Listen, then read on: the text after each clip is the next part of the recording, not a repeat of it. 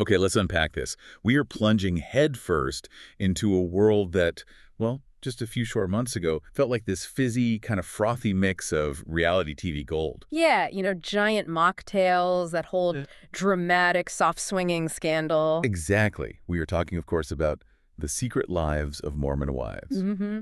That show just blew up when season 1 dropped, what was it, September 6, 2024. That's the one. The sources we looked at say it was just this immediate, huge viral success, became Hulu's most watched unscripted premiere that year. Like, bam! And the hook, I think, was the novelty, right? Yeah. See these Utah momfluencers dealing with fame, their faith, and, yeah, that infamous soft swinging. Right, and Taylor Frankie Paul really defined that for everyone, didn't she? She did. Everything but actual intercourse. Yeah, she mentioned oral sex, swapping partners right there in front of each other. It was definitely A provocative. little shocking, maybe, but entertaining for sure. Yeah. Season 1 felt pretty low stakes overall. Totally. It had that kind of quirky blend, like Real Housewives of Salt Lake City vibes, maybe. A bit, yeah.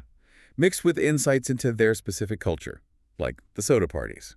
Uh-huh. The Botox with the nitrous oxide. Oh, God, yeah. And the garment hijinks, Yeah. which, for anyone listening who isn't familiar, the garments are sacred religious undergarments for devout LDS members. So making light of that was already kind of pushing boundaries, culturally speaking, but it fit that lighter reality TV mood of S1. But that's why we're doing this deep dive today, because there's been this really dramatic and honestly kind of unsettling shift. Yeah, we're digging into season 2, which landed May 15th, 2025. And the reviews, well, they're calling it kind of a bummer. And you can see why. Our sources, when you stack them up, they show the drama just went from, like, social media stuff and who got invited to what. To these plot lines hitting really serious, painful issues.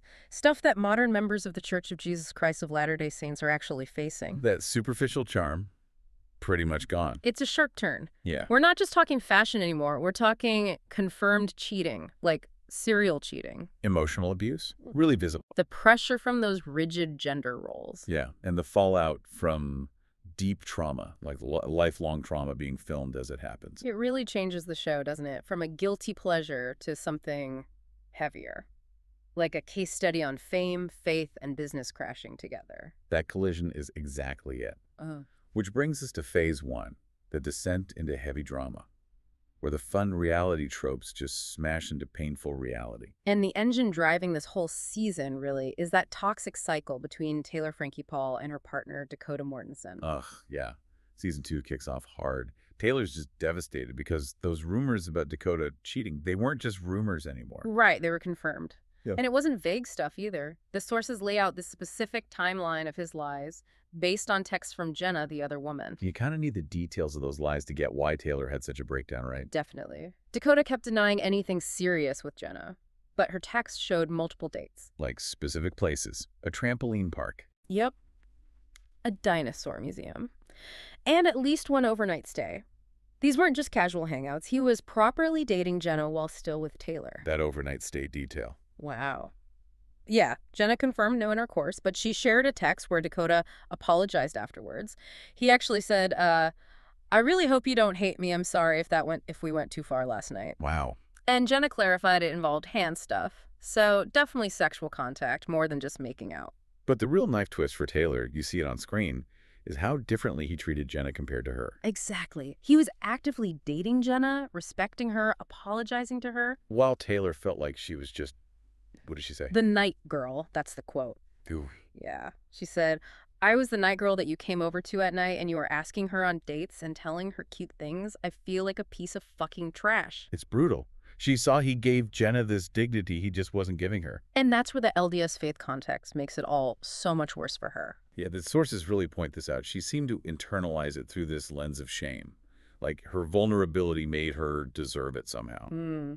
Because the faith teaches waiting for marriage, she felt like by sleeping with him that early on, she'd basically messed up, skipped a protection, and kind of brought it on herself. Well, it wasn't just his betrayal. It was her own feeling of, like, moral failure compounding it. Which leads right into that really uncomfortable scene with her family. Well, yeah. The sources highlight how her parents, her dad and stepdad, seemed way more focused on family preservation than on her, like actual well-being. It really reads like gaslighting, doesn't it? Her father seemed almost more upset that she admitted having premarital sex than the fact that Dakota was this proven liar who was clearly hurting her emotionally. Right. The underlying message felt like, well, what did you expect? You broke the rules.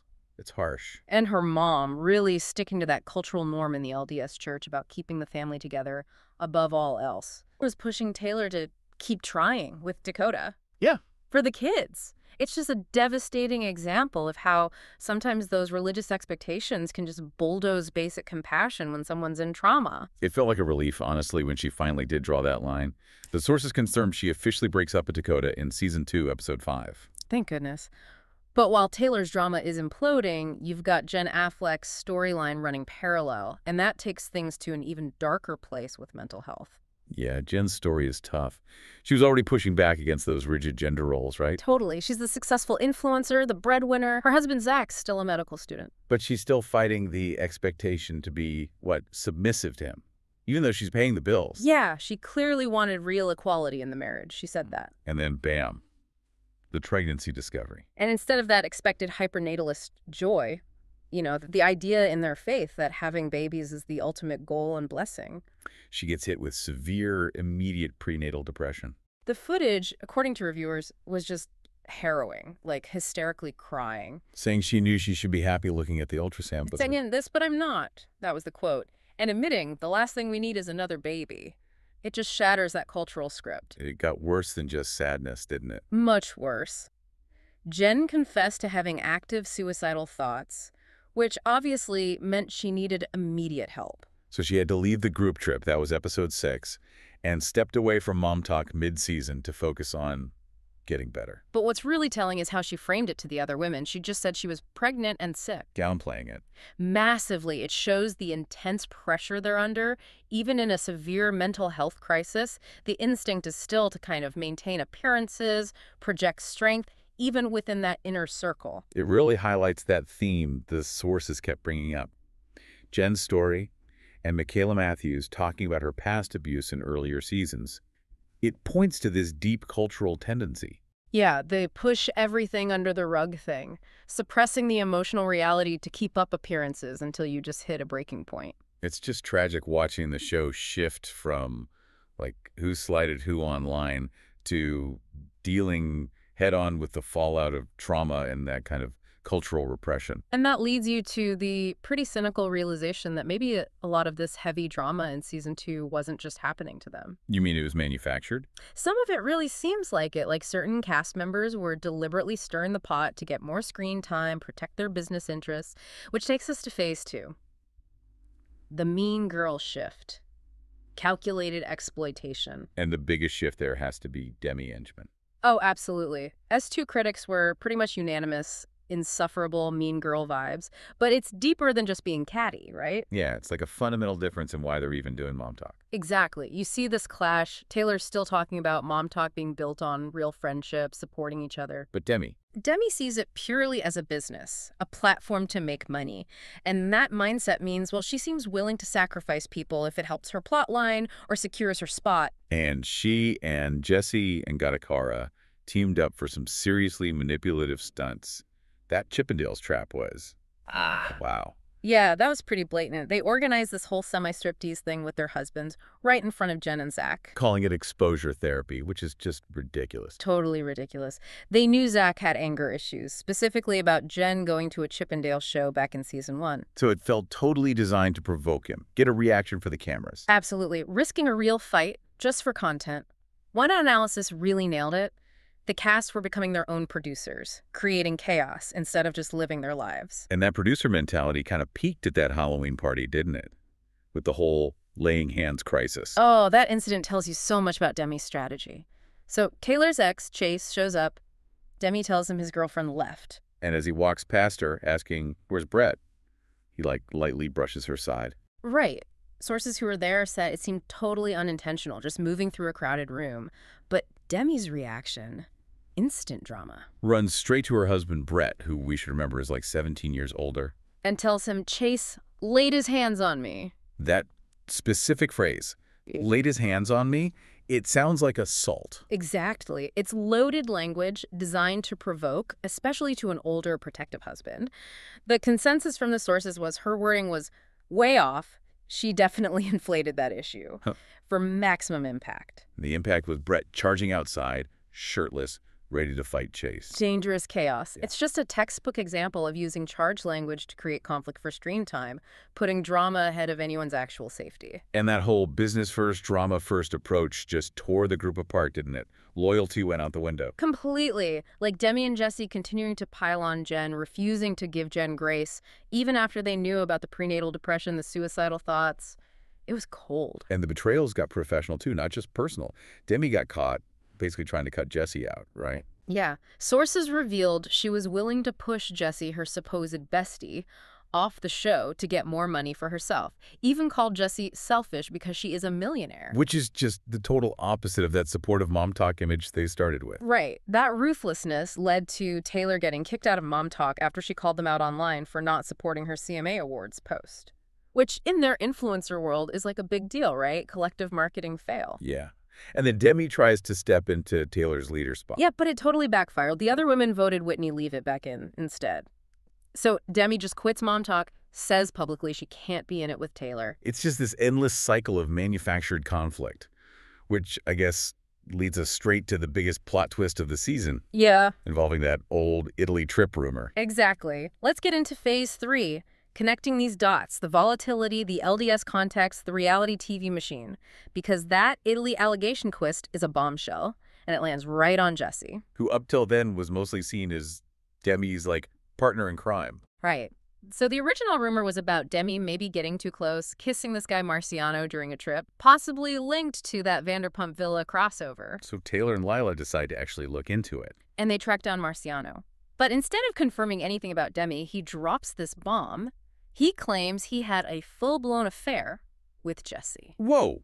Not Demi, Jesse. Yep. And he gave details. Called Jesse extremely forward. Said it was, quote, not just some freaking one-night stand, but a full-blown fucking affair. Oh my God. He even described her supposedly jumping into his arms, wrapping her legs around him when she saw him again. Super graphic. That must have dominated their union. Nick Viall hosted. Totally. Jesse denied it all, of course. But the host pointed out something telling. She wasn't wearing her wedding ring. Ooh, interesting. Yeah, and the season 3 teaser apparently shows Marciano agreeing to take a lie detector test, so they're milking this. It confirms the show is now playing in that big leagues reality TV drama space. And it's fascinating, isn't it, how this show, which seems so superficial on one level, ends up being this accidental commentary on deeper cultural stuff. Yeah, that Washington Post review hit on something really insightful with that term professional trad wife. Explain that a bit, the irony. Huge irony. These women build their entire brands promoting traditional homemaking, motherhood, being submissive wives, the trad wife thing. But the reality is, They are the primary breadwinners, often making way more money than their husbands through these influencer careers. They're literally monetizing an ideal that their own success kind of contradicts. and the financial reality clashes hard with the religious expectations, the sources say. Violently. A lot of the group's tensions, especially in their marriages, seem to stem directly from those traditional gender roles clashing with their modern lives. Yeah. Jen Affleck's struggle is the perfect example. She said her marriage to Zach only works if they have to be equals. Right. But that fundamental need for equality just runs smack into the LDS expectation for women to be submissive to their husbands. The culture kind of pushes women to push everything under the rug, suppress their needs. Until you hit that boiling point, like Michaela said. So the show becomes this unintentional case study. You see the demands of the high-speed social media economy, which rewards female entrepreneurs. Crashing against these conservative religious structures that emphasize a patriarchal family setup, it's messy. And speaking of their success, we should touch on the why. Why are LDS women seemingly so good at this influencing thing? Why did Mom Talk become such a phenomenon? Yeah, Holly Lauritzen, she created our Faux Farmhouse, gave some really interesting insights on this. She basically said LDS culture trains women for content creation. How so? Well, think about the mandatory public speaking. From when they're tiny kids, like 3 years old, they're giving talks, sermons, in front of the whole congregation. Ah, okay. So they get comfortable speaking publicly, sharing personal stories, handling scrutiny from a young age. Exactly. Plus, there's the journaling aspect. It's basically a commandment to keep a record, A journal of your life, your spiritual journey, family history. Which translates pretty directly to vlogging, right? Documenting your life for an audience. Totally. And then add in the modern missionary focus. The church encourages using social media for outreach now. Right, post-2020 especially. Missionaries, women included, are taught to use Facebook, Instagram, TikTok effectively. So they're getting trained in professional social media skills young. Now, we got to address that rumor that always floats around. Mm. Does the church secretly pay these influencers to share their faith online? Holly Luritson shot that down directly. She said the church offers resources, support, maybe guidance on strategy. But no cash, no direct payments for sharing testimony. Right. The money comes from the usual places, YouTube ads, sponsorships, though it's worth noting they often get good deals with LDS-related companies. Like selling religious books, modest clothing, that kind of thing. Exactly. They capitalize on that built-in niche audience their faith provides. They're just really well-prepared entrepreneurs using their platform effectively. Okay, so let's pull this all together. Phase 4, the synthesis. Mm. And we have to hit the most disturbing critique of Season 2 head-on, using trauma as content. Yeah, this is really why the season felt so heavy, so difficult to watch sometimes. The show claims it's about female empowerment, support. But it actively repackages and sells its stars' deepest pain for clicks, for revenue. Think about it. Jen's mental health crisis, her tears over the pregnancy, Michaela talking about her childhood sexual abuse, her chronic illness, Demi's fertility struggle. Which they then exploited in that cruel pregnancy roulette segment. Exactly. All this incredibly personal, profound pain just becomes another plot point to keep people watching. And some analysis suggests it's not just happening to them, but it's encouraged by production. Yeah, that there's this dark dynamic where producers maybe nudge them into these easy-to-understand roles, hero, villain, scapegoat. And encourage them to create chaos, manufacture these traumatic moments to stay relevant, keep the ratings high. Which means the show isn't just filming their lives, it's potentially incentivizing the destruction of their mental health, their relationships, all for the business model. And that feeds right into what you called the hypocrisy loop, especially with the mean girls. Right. The lack of empathy is just jarring. Characters like Demi demand loyalty, want grace when they screw up. But they're ruthlessly disloyal when it suits them. Refusing Jen grace, plotting to cut Jesse for money. It creates this huge disconnect for you, the viewer. It's hard watching people claim this moral high ground, talk about loyalty, while using shame and power plays to control others, turning real pain into content, demanding loyalty only when it serves their storyline. But it's important we should acknowledge the ones who seem to resist that. Yeah. Who showed real friendship. Definitely. The sources pointed to Macy Neely and Michaela Matthews as representing something more authentic, setting boundaries. Michaela especially, right? Prioritizing her peace over the drama. Yeah, viewers really praised that. It was the total opposite of the manufactured chaos. And Taylor, for all her messiness, kind of emerges as the messy hero. Yeah, she's flawed, totally admits it, but she keeps showing up real, raw, and authentic, as they say. Trying to focus on forgiveness, standing up for others even when it hurts her. She's kind of the resistance against that perfect, fake image. So wrapping this up, our deep dive into Season 2 really shows this violent collision. Yes, it really does. You have the constraints of their LDS faith, the gender roles, the need for family perfection, hiding trauma. Smashing right into the demands of this ruthless reality TV machine that runs on clout and conflict. And it turns their private pain into very public plot. It's the tragedy of a business model that literally feeds on human chaos. Which leaves us with one last, pretty provocative thought for you listening. If the critics are right, if the reason the show makes viewers uncomfortable is because deep down your soul knows that none of this is what real healing looks like, then what's our role, the viewer's role, in keeping the cycle going? We've laid out how the drama seems manufactured, how trauma gets monetized, how real relationships get damaged, sometimes dangerously. All for ratings. So the uncomfortable question really becomes, what responsibility do you hold when you keep watching? When clicking play next episode directly fuels the demand for more conflict, more exploitation of vulnerability. When pain becomes the product, where's the line between just watching a show and actually participating in something ethically questionable? Yeah, something to think about long after the credits roll.